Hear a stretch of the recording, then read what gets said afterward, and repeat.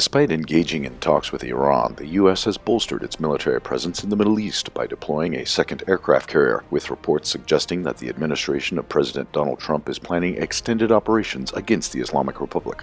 Trump's decision to send a second aircraft carrier was confirmed on February 13th. The U.S. didn't, however, send just any carrier, but rather its newest and largest, the USS Gerald R. Ford.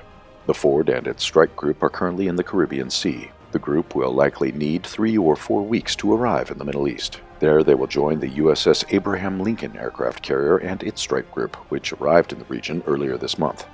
The deployment of the Ford may not be the height of the ongoing U.S. military buildup. There are signs that a third aircraft carrier could soon be sent there. The USS George H.W. Bush and its strike group are conducting drills off the coast of Virginia and may be readying for deployment in the Middle East. Like the Ford, the Bush could take up to a month to arrive in the region. On February 14th, a report by Reuters revealed that the U.S. military is preparing sustained, weeks-long operations against Iran. The campaign would see the U.S. attacking Iranian state and security facilities, not just nuclear infrastructure.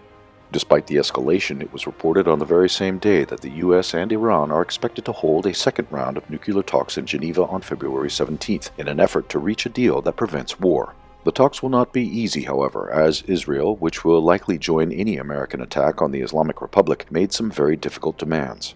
Israeli Prime Minister Benjamin Netanyahu on February 15th stated that Iran should hand over all of its enriched uranium and completely give up on enrichment capabilities. He even called for limiting the range of Iranian missiles to just 300 kilometers, far less than the distance from the Islamic Republic to Israel. Netanyahu didn't stop there. He also said that any agreement should also address Iran's support for its allies in the Middle East.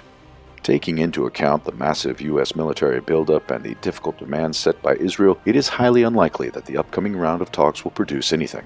The U.S. is likely attempting to deceive Iran and calm down some of its allies in the Middle East who are worried about a regional war. Nevertheless, it may already be too late to avoid such a war.